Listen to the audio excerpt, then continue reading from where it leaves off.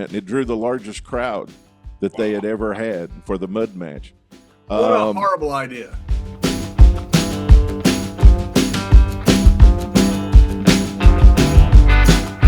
So take it to Roy when him and Nick Goulas. Now Nick was, I didn't ever know Nick was a competitor too, but actually in the ring there. But yeah. So tell us a little bit about that. Well, I don't want to skip over this thing in November of '37, which wraps up this big year for Roy. Is he makes his first trip to Florida?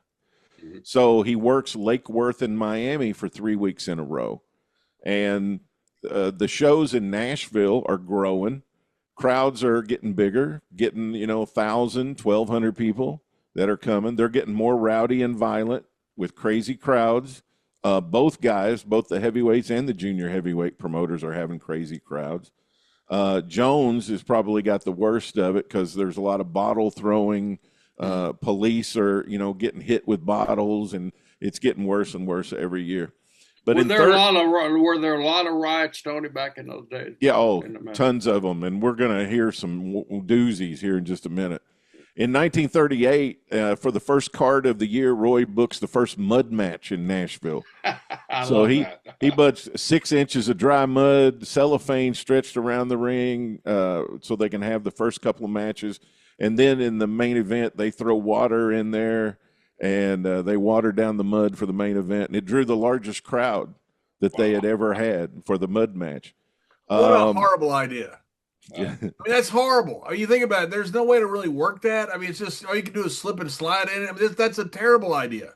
Yep. I mean, I understand it's a novelty and people want to come see it, but the idea of it, I mean, I'd hate to have been in the damn thing. And these are 2 guys, not 2 girls. Right, right. Right. Well, like I always tell people, I have a lot of ideas. Not all of them are good, But, I mean, Roy was having all these ideas, I mean, these are things that hadn't been done. And they were drawing 4,000 or 5,000 people back in the 30s and 40s. So it wasn't a bad idea then. Roy was the first Southern light heavyweight champion. He lost that title in January of '38. He adds more towns. He adds Sikeston, Missouri to his Dyersburg circuit. And he starts working for Chris Jordan in New Orleans for the first time. So now he's working Miami. He's working Lake Worth. He's working his Tennessee circuit. He's working New Orleans once a month. He's working Birmingham, Alabama. At that time, Jordan's territory was Montgomery, Jasper, Tuscaloosa, Birmingham, Fairfield, Decatur, Gadsden, Greenville, Monroeville, Anniston, Mobile, and New Orleans.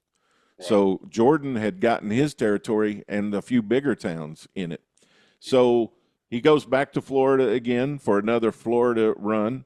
And also Herb Welch, who is going to be the second Welch brother to make his debut in the wrestling business, has his first match in Nashville, June 4th, 1938.